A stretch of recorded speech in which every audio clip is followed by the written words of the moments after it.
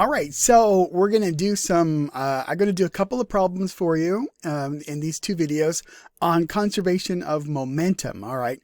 And the two problems I've picked are problems where you're actually going to have to use conservation of energy and conservation of momentum to get it to work out right. All right. So I wanted you to see how that works together. All right.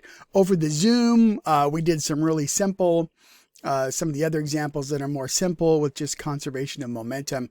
And all that's just a review of stuff that we did in physics in the first semester there back in the fall. So anyway, here we go. Let's get into this. So we've got a 5 kilogram block A. All right, so let me write that down. Okay, or at least make a note of it here. We've got a 5 kilogram block A. All right, so MA is 5. And we got a block B here. Okay, so MB is 8. It's good to know. If the two blocks couple after the collision, determine their common velocity after the collision. All right, so what we need here is we need a good before and after sketch. Okay, so on my paper, what I would do is something like this. I'd go, okay, we got a thing here. Here's a block. Here's a block. All right, this guy's going to come all the way down and crash into this. Okay, but then the two of those together are going to go away at some final velocity. Okay, just like that. Now, what that means is we really have a collision problem. Okay, so I have one object in motion here, A, and it's going to crash into B, and then they're going to move together. So I got a sticky collision. All right, now in a sticky collision, we can set that up pretty easily. So my block that's moving, okay, so I've got MA, VA, and that's going to end up being MA plus MB times that final velocity. So my final velocity is the initial velocity, okay, and then I've got that onto MA over MA plus MB. Okay, so if we had the velocity right here, okay, so let me call that VA, then piece of cake. We just work it right out. Okay, so we got to get that first. All right, now we get that by doing a conservation of energy problem. All right, so we're looking then at the change in kinetic energy minus the change in potential. Okay, so we're going to have 1/2 MA. Now, normally we put here V final, right? Okay, but our V final is actually that number VA. Okay, so we got VA squared minus V initial squared. Okay, so whenever you got this thing where you've got, say, conservation of momentum and conservation of energy, be super careful with your labels and realize you're going to have to go one step at a time. That sort of thing there, okay? Now, so then that's going to be equal to minus MAG delta H, okay? Do a little bit of algebra here, and I'm going to get VA squared is V initial squared minus 2G delta H. Okay, plugging in our numbers. The initial is 5 meters per second squared, and minus 2, 9.81 meters per second squared, and my H is minus 1.5 meters. All right, just like that. Now, when we work all that out, VA squared, then what we're going to get is, got it written down there, 5443. Just kidding. 5443. And that's my velocity squared. And so that tells me that my actual VA is 7.378. Okay, meters per second.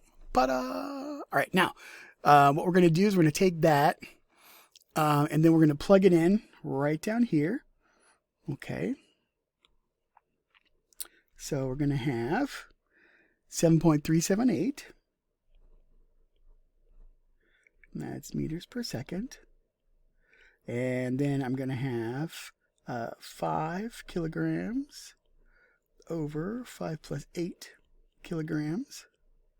And that gives us a final speed of 2.84. Okay. Meters per second. Let's put a fun red box around that. Woohoo! So pretty.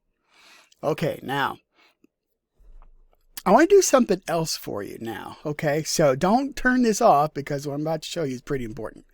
All right, so let's suppose, and I got to move something around here. Let me move this stuff down here. All right, let's suppose that we tried to go around conservation of momentum.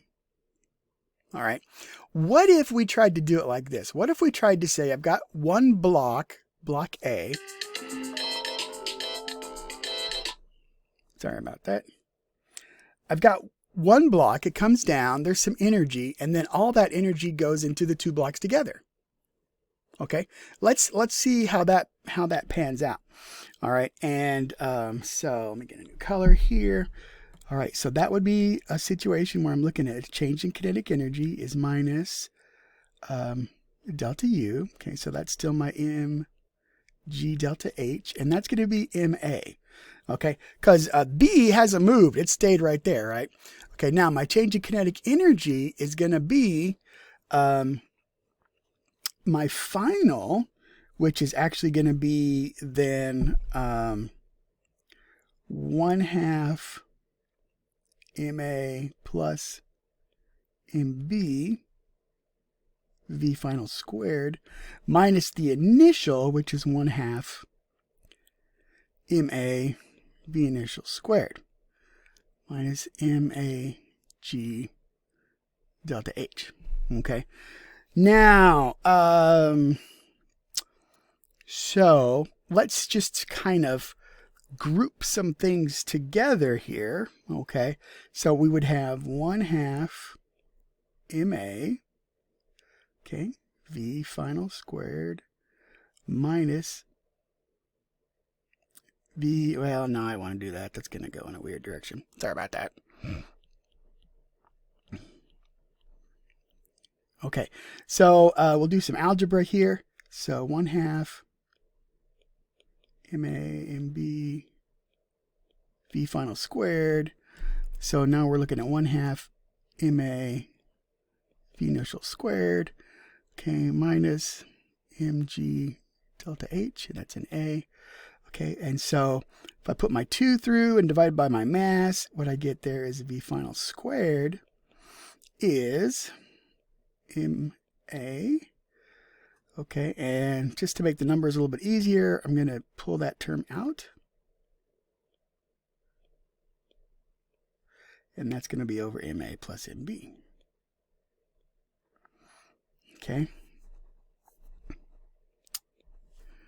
Okay, so let's get some numbers going there. So that's going to be a 5. Just for brevity, I'm going to leave out the units. Okay, so I apologize on that. Vi squared, whoa, is also 5. So I got 5 squared. Okay, minus, it's actually a plus. So 9.81 times 1.5. And all that is over 13. Okay. So let's find out what that number is. Hang on just a second. So that answer, when we get that calculated out, gives us v final squared there, is 20.93, which means that my final speed is, once I take the square root, I get 4.58 meters per second. Now, check it out. Look. Okay. Here we got 284.